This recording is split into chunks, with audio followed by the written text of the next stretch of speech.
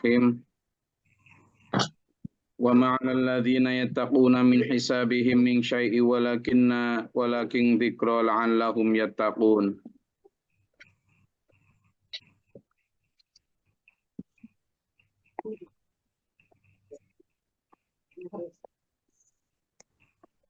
Dan tidak ada tanggung jawab atas orang-orang yang bertakwa sedikit pun atas dosa-dosa orang-orang yang kafir itu ya.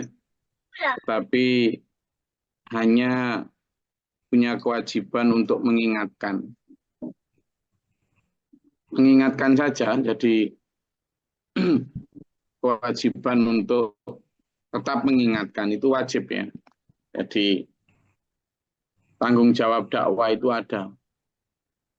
Dan siapa yang bertanggung jawab untuk dakwah? Semua umat Islam. Meskipun skup dan wilayah dakwahnya beda-beda bisa jadi ya. Sesuai kemampuan dan kapasitas tentunya. Nggak bisa dikebiah-uyah semua gitu, nggak bisa.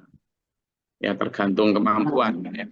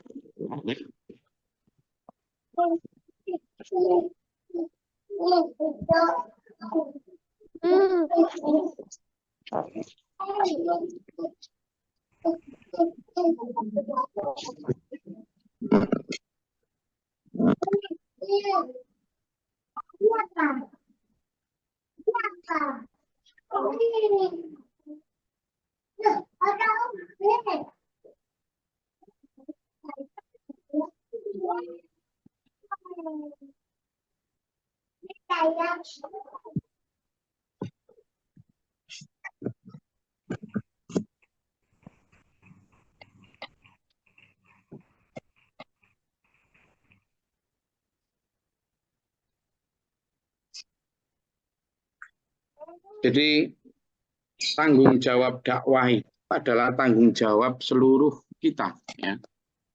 Seluruh kita, bukan hanya tanggung jawab ustadz atau tanggung jawab penceramah agama, enggak. Semua dari kita ya. Memang kita tidak diberikan beban atau kewajiban untuk nanti kalau mereka kemudian tidak taat, kamu loh yang salah. Enggak ada. Enggak ada ya. Laha ma kasabat wa 'alaiha ma iktasabat. Semua orang itu bertanggung jawab atas apa yang mereka lakukan sendiri.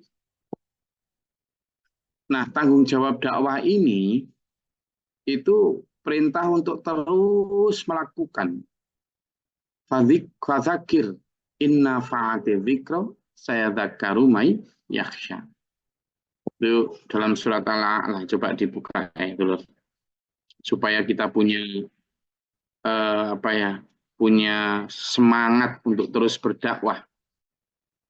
Jadi dalam surat Al-A'la itu disampaikan begitu, bahwa fadzakir itu dalam ayat 9, 10 sampai 9 sampai 10. Coba dibaca surat Al-A'la itu surat ke-87. Ayatnya 9 dan 10.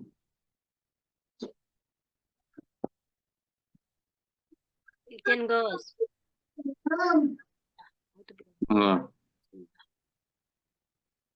Oleh sebab itu, berikanlah peringatan karena peringatan itu bermanfaat. Orang yang takut kepada Allah akan mendapat pelajaran. Jadi nanti ketika peringatan itu terus kamu sampaikan, fadzakir, ya, fadzakir inna fa'ati dzikra. Ya. Ada yang mengatakan tanfa'ul mu'minin. Itu akan bermanfaat untuk tanfa'ul mu'min, untuk orang-orang yang beriman, orang-orang yang sayadzakkaru may yakhsha. Peringatanmu itu akan bermanfaat untuk orang-orang yang takut kepada Allah, yang punya jiwa iman. Sudah, sampaikan saja. Perkara mereka nanti ada yang tidak beriman, tidak apa-apa.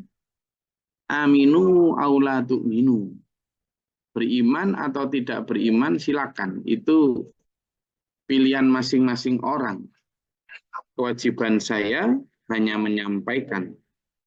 Itu ya. Jadi, dan itu diperkuat dalam surat Ali Imran ayat 110 bahwa memang kita itu diperintahkan Allah itu untuk menjadi umat yang terbaik. Apa umat yang terbaik? Ta'muruna bil ma'ruf wa tanhauna 'anil munkar. Coba dibuka di surat Ali Imran ayat 110.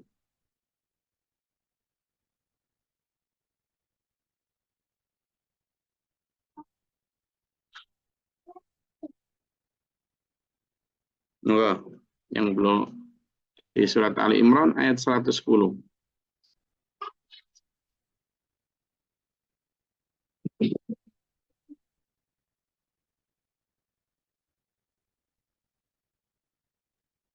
Izin, Gus. Sudah temu? Izin, Gus. Silakan Pak Ade. Auzubillahi minasyaitonirrajim. Bismillahirrahmanirrahim.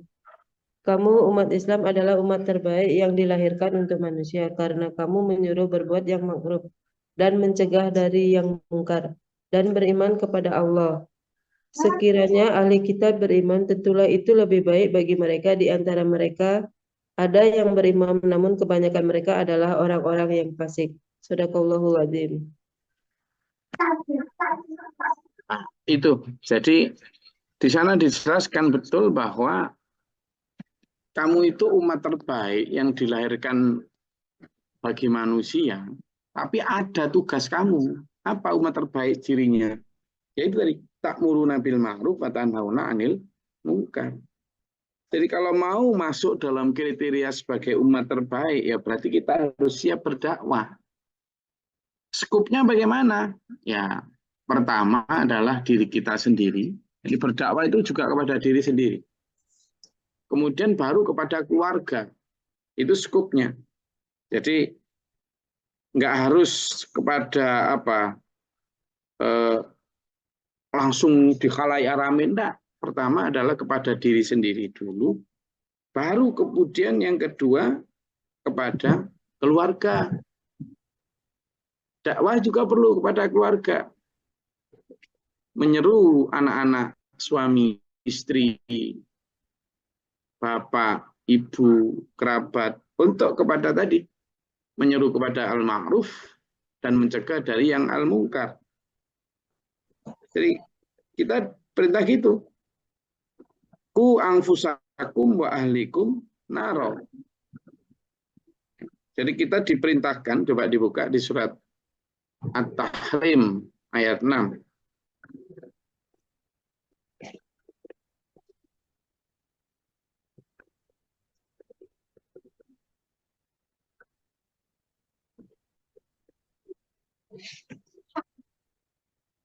Sudah ketemu? At-Tahrim itu surat keberapa? 66, dibaca. Ayat surat ke-66.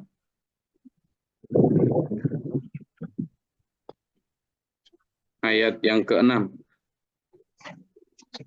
Surat ke-66, ayat ke-6.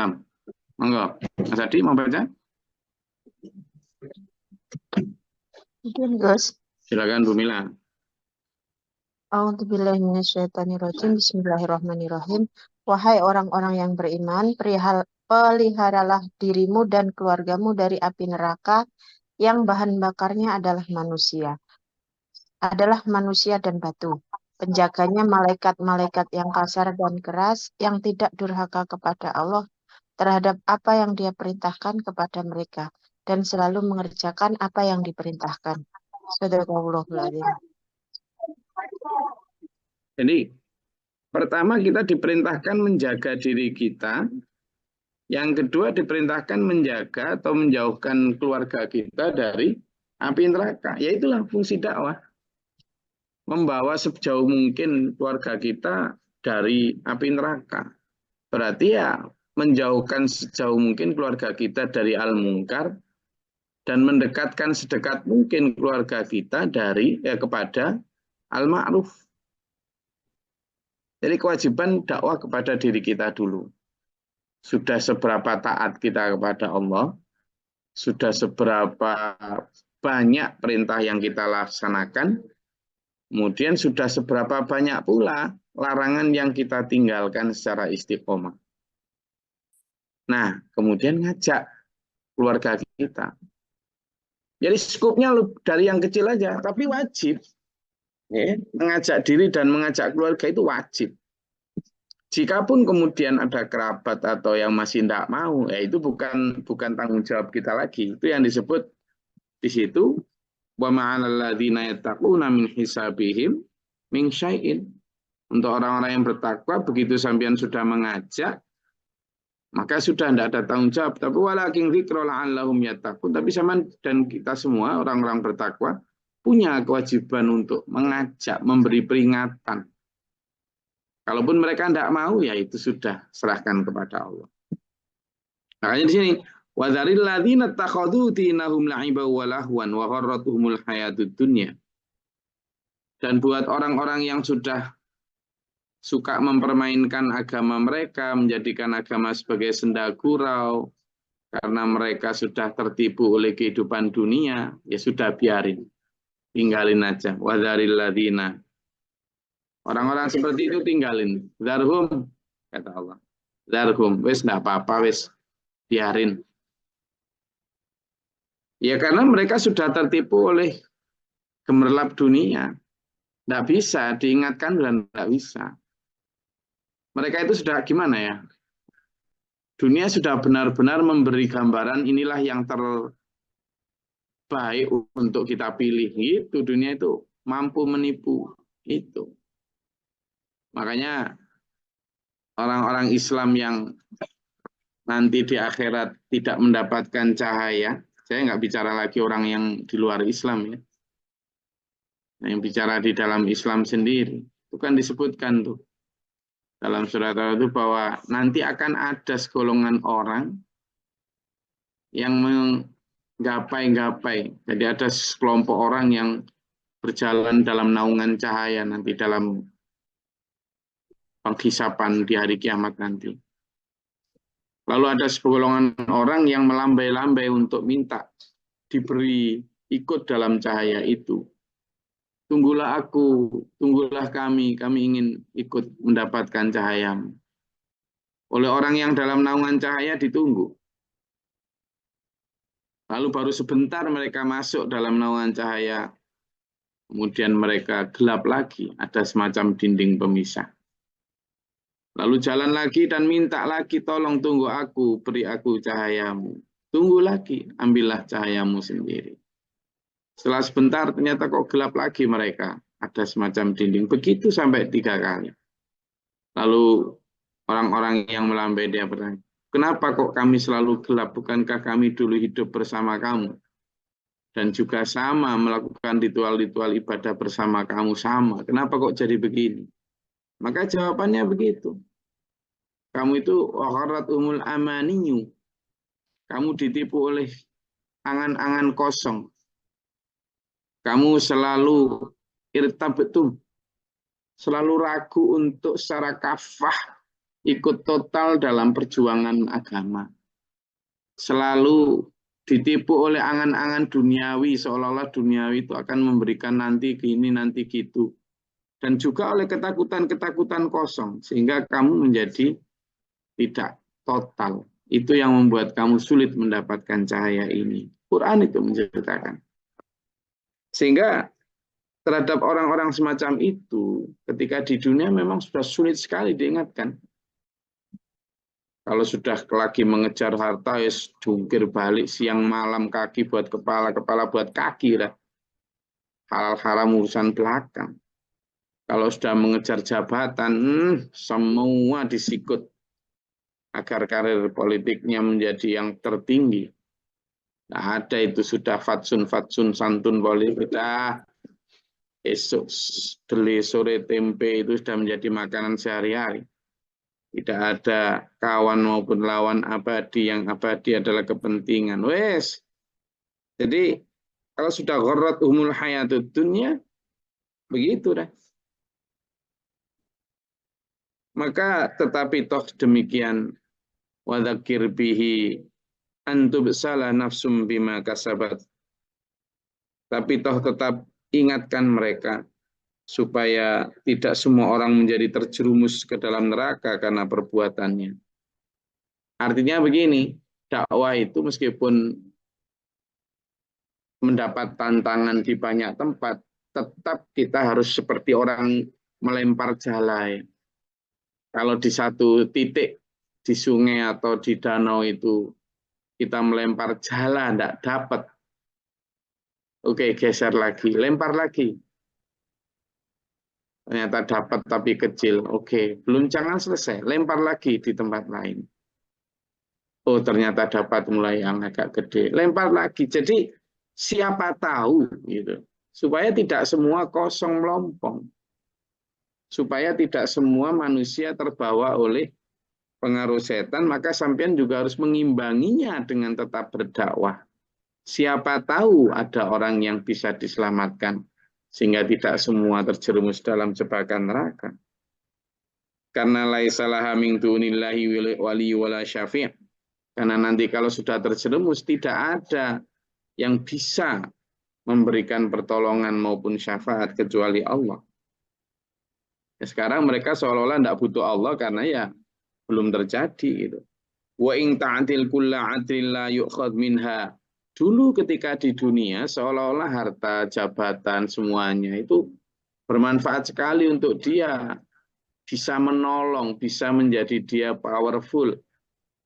Tapi padahal semua harta dan kenikmatan yang mereka punya itu nanti kalau di akhirat dipakai untuk menebus agar dia tidak masuk neraka, agar tidak mampu, tidak diterima.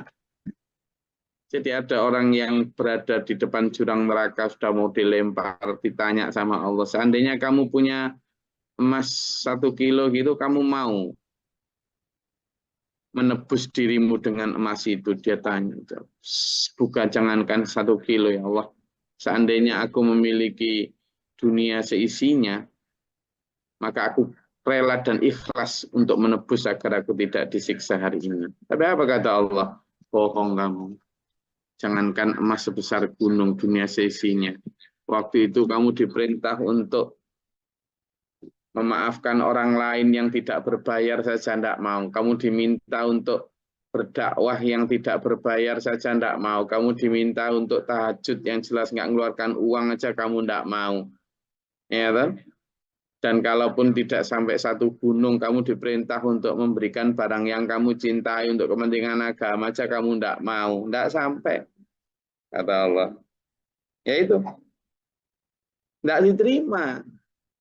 Jadi kalau kita mau menebus diri kita, ya sekarang. Dulur semua.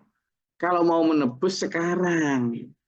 Tebuslah hidayah itu, tebuslah keselamatan itu sekarang.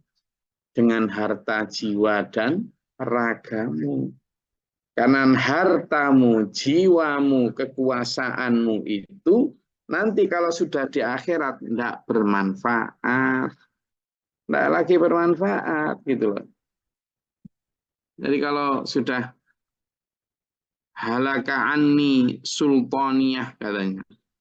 Itu ada coba dalam surat Al-Haqqah, coba dibuka itu. Surat Al-Haqqah. Coba dibuka surat Al-Haqqah ayat 28 sampai 29. Surat Al-Haqqah. Sudah ketemu?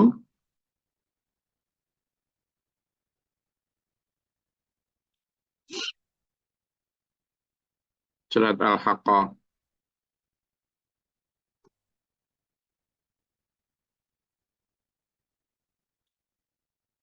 Monggo gantian.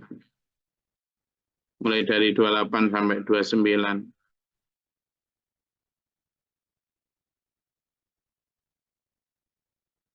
Ketemu?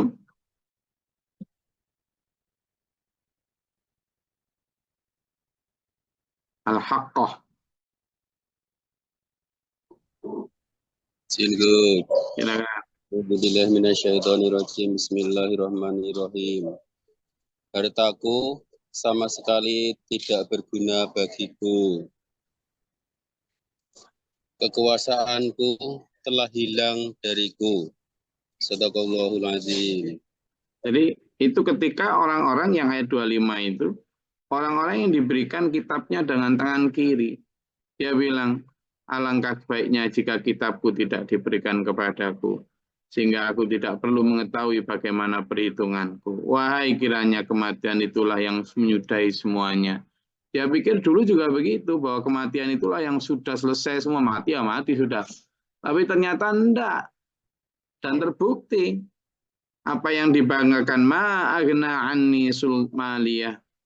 Hartaku ternyata sama sekali tidak berguna untuk menebus diriku. Halaka anni sultaniyah, kekuasaan telah hilang dariku. Dulu seolah-olah hartaku itulah yang paling sehingga males welit untuk aku belanjakan untuk agama dan kebenaran serta keselamatanku. Ternyata sekarang tidak ada sama sekali. Ya, itu. Maka ulaikal ladzina ubsilu bima kasabu lahum syarabum min hamimin wa adzabun alimun bima kanu yakfurun. Jadi di sini di ayat 70 yaitu semua karena orang-orang itu dibinasakan sudah. Jadi, karena perbuatan mereka sendiri, mereka itulah orang yang dijerumuskan dalam mereka mendapat hukum. Naudzubillah min dzalik, minuman dari air mendidih azab yang pedih disebabkan oleh kekafiran mereka dahulu. Jadi itu yang kita nyari. Kalau ada yang mau disampaikan silakan.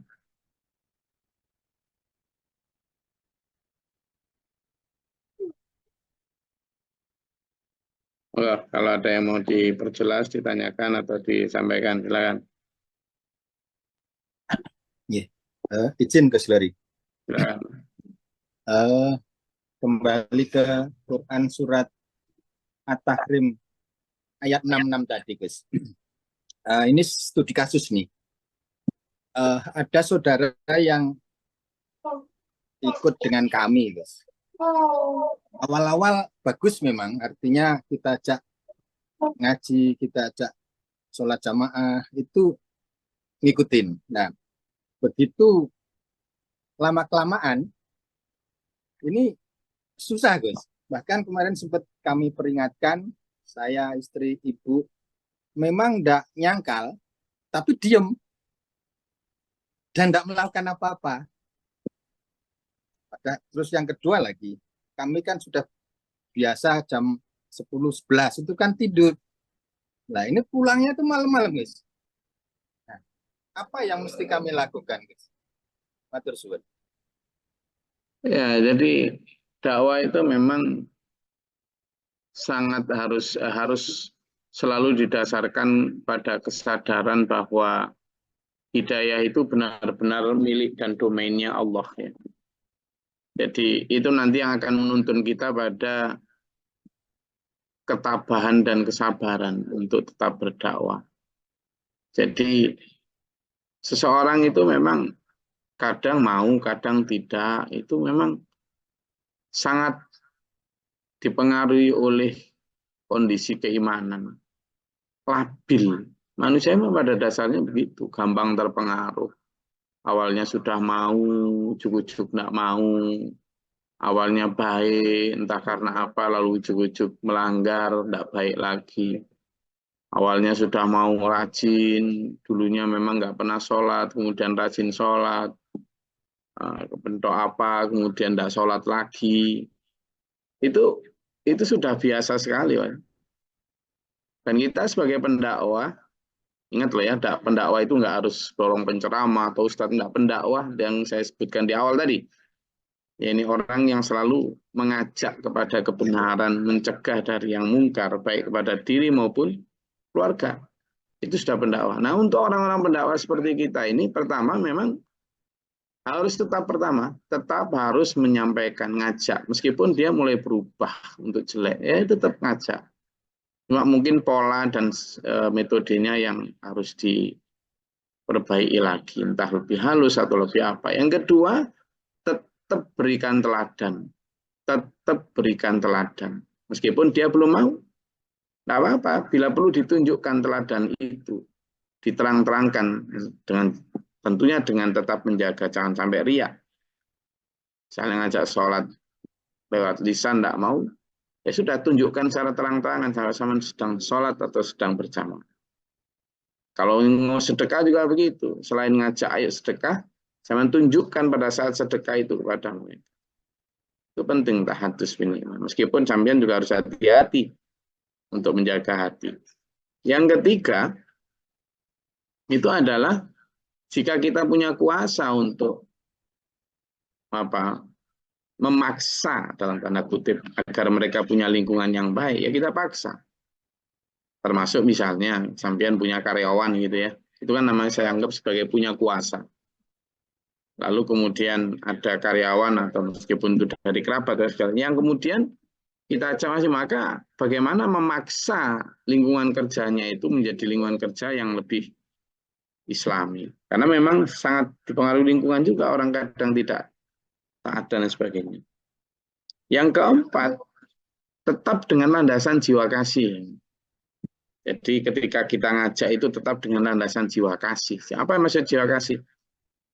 Ya nggak boleh dibenci meskipun dia melanggar gini, tetap harus bawa sakno, kasihan mereka. Itu penting karena nanti akan berbalas juga jiwa kasih Allah kepada kita dan mereka. Yang kelima, itu adalah tetap optimis, husnudon. Bahwa selama mereka ini masih hidup, maka masih ada harapan untuk diselamatkan. Tak apa-apa. Tetap aja. Yang keenam, sampean berikan tanam budi. Tanam budi kepada mereka ini. Jadi sebanyak mungkin kita menanam budi kepada orang yang kita dakwai. Supaya apa? Selain sodakoh kita itu as-sodaqatu tadfa'ul bala. Sodakoh itu juga bisa menolak segala macam balak, termasuk balak kekufuran itu. Juga supaya dia mulai berpikir tentang pentingnya kita termasuk dalam menyelamatkan mereka. Dan yang terakhir, tapi yang paling penting justru yang ketujuh adalah doakan. Tetap doakan. Karena bagaimanapun yang nanti akan memberi hidayah itu adalah Allah. Itu. Jadi dari hal-hal semacam itu saya rasa 7 hal itu bisa nanti kita coba untuk benar-benar berdakwah terhadap siapapun. Dan naik turunnya orang itu sudah biasa. Ya. Itu jangan sampai membuat kita kendor. Termasuk tadi optimisme. Oke. Saya rasa itu kajian kita pada pagi hari ini. Di hari ini kita diberikan Allah cara dan semangat untuk tetap berdakwah. Dan kita akhirnya tahu bahwa tanggung jawab dakwah itu adalah tanggung jawab semua orang. Bukan hanya ustadz atau penceramah. Tapi saya, sampean semua punya tanggung jawab dakwah. Baik terhadap diri sendiri maupun keluarga. Terutama minimal diri sendiri dan keluarga. Itu aja kalau sudah berhasil luar biasa itu. Oke, semangat. Ayo kita ajak dulur-dulur kita, kerabat kita, keluarga kita dalam satu perahu yang sama, satu komando, satu arahan, satu ajaran Islam yang berdasarkan Quran dan hadis ini. Semoga Allah merahmati kita. Allahumma shalli wa sallim ala Muhammad. Allahumma ighfir lil mu'minina wal mu'minat wal muslimin wal muslimat.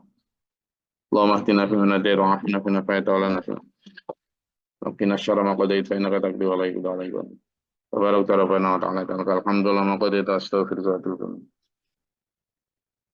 اللهم دع عنا البلاء والوباء قد الحسدين من الجن ومن الشياطين ومن الكفار ربنا نجينا ولينا سابنا ربنا ولا تجعلنا في القوم الظالمين ربنا من فاكتبنا مع الشاهدين ربنا لا تزغ قلوبنا بعد إذ هديتنا وهب لنا من لدنك ربي أعوذ بك من همزات الشياطين وأعوذ بك ربي يحضرون ربنا اجعلنا مسلمين لك ومن ذريتنا أمة مسلمة لك وأرنا مناسكنا وتب علينا واغفر لي ولأخي ولوالدي ولجدتنا ولأصحابنا ودخلنا ونعوذ بك رب العزة عما يصفون السلام عليكم السلام عليكم ورحمة الله وبركاته. Waalaikumsalam. Waalaikumsalam warahmatullahi wabarakatuh. اللهم ارحمنا بالقرآن